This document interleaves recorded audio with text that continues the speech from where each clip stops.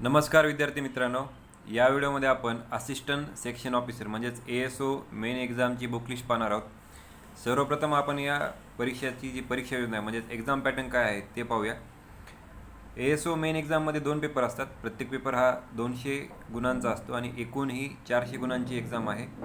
यामधील जो पहिला पेपर आहे त्याच्यामध्ये मराठी, इंग्रजी आणि सामान्य ज्ञान हे 3 विषय असतात। मराठीवर 50 प्रश्न असतात 100 गुणांसाठी, इंग्रजीवर 30 प्रश्न असतात 60 गुणांसाठी आणि सामान्य ज्ञानावर असतात 20 प्रश्न 40 गुणांसाठी। तर एकंदरीत हा पेपर 1 आहे आणि यासाठी कालावधी 1 तास असतो, म्हणजे तुम्हाला 1 तासात हे 100 प्रश्न सॉल्व्ह करायचे आहेत। दुसरा आहे पेपर क्रमांक 2, तो आहे सामान्य क्षमता चाचणी व पदाच्या कर्तव्यासाठी आवश्यक ज्ञान। यामध्ये 100 प्रश्न असतात 200 गुणांसाठी आणि यालाही कालावधी 1 तास आहे। तर याच्यावर आपण बघू शकतो की एक प्रश्न हा 2 मार्काला आहे। आधी ASO मेन एक्झाम ही एकूण 200 गुणांची असायची, पण आता ती 400 गुणांची केली आहे। फरक एवढाच केला आहे की आधी एक MCQ म्हणजे एक प्रश्न हा 1 मार्काला असायचा, पण आता एक प्रश्न हा 2 मार्काला करण्यात आलेला आहे। तसेच ASO मेन एक्झाममध्ये जी निगेटिव्ह मार्किंग आहे ती आहे 1/4, म्हणजे तुमचा एक प्रश्न चुकला तर तुम्हाला मिळालेल्या गुणमधून 0.5 मार्क कमी होतात। तर हे झाला ह्याचा एक्झाम पॅटर्न। आता आपण ASO मेन एक्झामची बुक लिस्ट पाहूया। सर्वप्रथम आपण पेपर क्रमांक 1 जो मराठी, इंग्रजी व सामान्य ज्ञानाचा पेपर आहे याची बुक लिस्ट पाहूया। त्यामध्ये मराठी या विषयासाठी तुम्हाला मोरा वाळिंबे सरचं पुस्तक यूज करायचं आहे आणि शब्दसंग्रहासाठी केसागर पब्लिकेशनचं पुस्तक। तसेच तुम्हाला मराठीवर जे प्रिव्हियस इयरचे क्वेश्चन्स आहेत ते पण सॉल्व्ह करायचे, याचं तुम्हाला ॲनालिसिस करायचं आहे। याच्यातून तुम्हाला कळेल की मराठीवर कशा प्रकारचे प्रश्न पडतात, कोणते टॉपिक हे महत्त्वाचे आहेत। त्यानंतर इंग्रजीसाठी तुम्हाला पाल अँड सुरी किंवा बाळासाहेब शिंदे या दोन्हीपैकी एक पुस्तक यूज करायचं आहे। ज्यांना वाटतं की पाल अँड सुरी हे थोडंसं अवघड आणि कॉम्प्लेक्स लँग्वेज आहे, त्यांनी बाळासाहेब शिंदेचं पुस्तक यूज करायला काही हरकत नाही। व्होकॅबलरीसाठी सुद्धा पाल अँड सुरीचं बुक, तसेच इंग्रजीचे प्रॅक्टिस करण्यासाठी तुम्हाला ऑब्जेक्टिव्ह इंग्लिश SP बक्षीचं पुस्तक आहे, चांगलं पुस्तक आहे, हे तुम्ही यूज केलं पाहिजे। आणि तसेच प्रिव्हियस इयर क्वेश्चन्स इंग्रजीवरचे तुम्ही MPSCला परीक्षेला आणलेले सॉल्व्ह केले पाहिजे। त्याच्यानंतर सामान्य ज्ञान, यामध्ये 3 सब टॉपिक आहेत। त्यातला आहे चालू घडामोडी, त्यानंतर माहिती अधिकार अधिनियम 2005 आणि महाराष्ट्र लोकसेवा हक्क अधिनियम 2015, आणि तिसरा जो घटक आहे तो आहे संगणक व माहिती तंत्रज्ञान।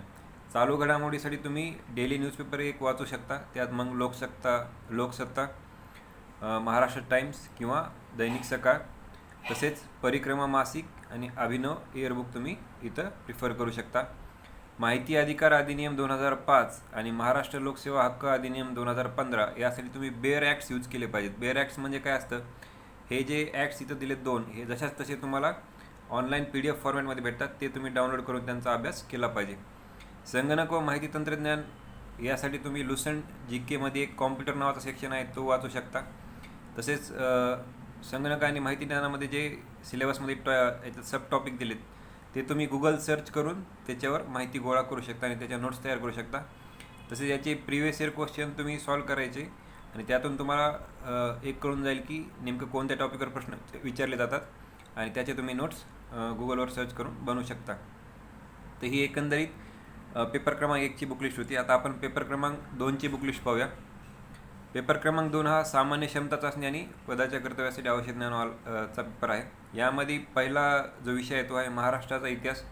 महाराष्ट्राच्या इतिहासासाठी तुम्ही महाराष्ट्राचा आधुनिक इतिहास हे गाठाड सरांचं पुस्तक किंवा कठारे सरांचं पुस्तक दोन्हीपैकी एक यूज करायचं आहे आणि 11वी इतिहास जुनं पुस्तक तुम्हाला महाराष्ट्राच्या इतिहासासाठी इथं प्रिफर करायचं आहे। तसेच प्रिव्हियस इयरचे क्वेश्चनही तुम्हाला महाराष्ट्र इतिहासावरचे सॉल्व्ह करायचे आहेत। त्यानंतर महाराष्ट्राच्या भूगोलासाठी खतीब सर किंवा सौदी सरांचं बुक आणि सौदी ॲटलास आणि तसेच प्रिव्हियस इयर क्वेश्चन्स। त्यानंतर पुढचा जो इथं सब्जेक्ट आहे तो आहे भारतीय राज्यघटना। यासाठी तुम्ही इंडियन पॉलिटी बाय लक्ष्मीकांत हे पुस्तक यूज करू शकता। हे पुस्तक दोन्ही भाषेत आहे, इंग्रजी आणि मराठी। केसागर पब्लिकेशनने त्याचं मराठीत ट्रान्सलेशन केलेलं आहे। तुम्हाला जी भाषा सोयीस्कर आहे त्या भाषेत हे पुस्तक वाचू शकता। खूप चांगलं आणि महत्त्वाचं पुस्तक आहे। तसेच याला अजून एक ऑप्शन आहे भारतीय राज्यघटना, कोळंबे सरचं पुस्तक, हेही तुम्ही यूज करू शकता। आणि पंचायत राज हा जो घटक आहे तो तुम्ही किशोर लवटे सरांच्या पुस्तकामधून करू शकता।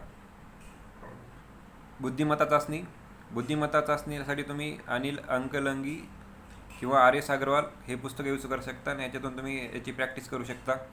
तसेच बँकिंग एक्झामचे बरेच व्हिडिओज असतात यूट्यूबवर, त्यांचा यूज करून सुद्धा तुम्ही बुद्धिमत्ता चाचणीचे प्रॅक्टिस करू शकता.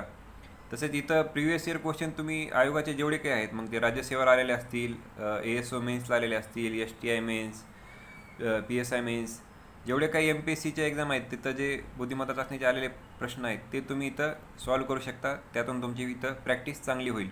आणि हा विषय असा आहे की इथं तुम्ही प्रॅक्टिस केली पाहिजे. प्रॅक्टिस केल्यावरच हा विषय परफेक्ट बनू शकतो. त्यानंतर ASOच्या मेन एक्झाममध्ये हा एक घटक दिलेला आहे सिलेबसमध्ये की राजकीय यंत्रणा, केंद्र सरकार, केंद्रीय विधिमंडळ आणि राज्य सरकार व प्रशासन. हा जो घटक आहे तो तुम्ही इंडियन पॉलिटी बाय लक्ष्मीकांत या पुस्तकातूनही कव्हर करू शकता आणि भारतीय राज्यघटना बाय रंजन कोळंबे या पुस्तकातून तुम्ही हे कव्हर करू शकता. तसेच जिल्हा प्रशासन, ग्रामीण आणि नागरी स्थानिक शासन यासाठी तुम्ही पंचायत राज हे किशोर लवटे सरांचं पुस्तक यूज केलं पाहिजे.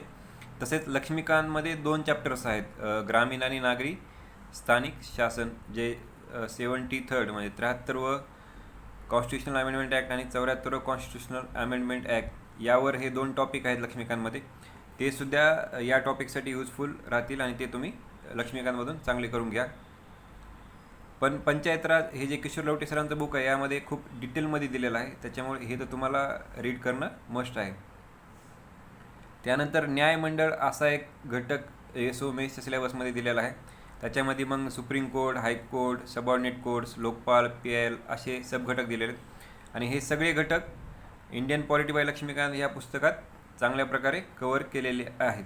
त्याच्यामुळे या घटकासाठी तुम्ही इंडियन पॉलिटी लक्ष्मीकांत हे पुस्तक यूज करू शकता. तसेच सिलेबसमध्ये अजून एक इथं पॉईंट दिला आहे, नियोजन. हा प्लॅनिंग जे आपले 5 इयर प्लॅनिंग असायचे आपल्या भारताचे, प्लॅनिंग कमिशनद्वारे हे 12 प्लॅन्स तयार केले ते. त्याच्यानंतर प्लॅनिंग कमिशन ला नीती आयोगने रिप्लेस केलेला आहे. पण हे झालेले 12 जे प्लॅनिंग आहेत 5 इयर प्लॅनिंग्स, हे तुम्हाला अर्थशास्त्रचं जे पुस्तक आहे रंजन कोळंबे सर यातून हे कव्हर करायचं आहे. त्यातून हा तुमचा नियोजनचा पॉईंट कव्हर होईल. तर एकंदरीत ही अशी ASO मेन्स एक्झामची बुकलिस्ट आहे. याचा तुम्हाला नक्कीच फायदा होईल. धन्यवाद.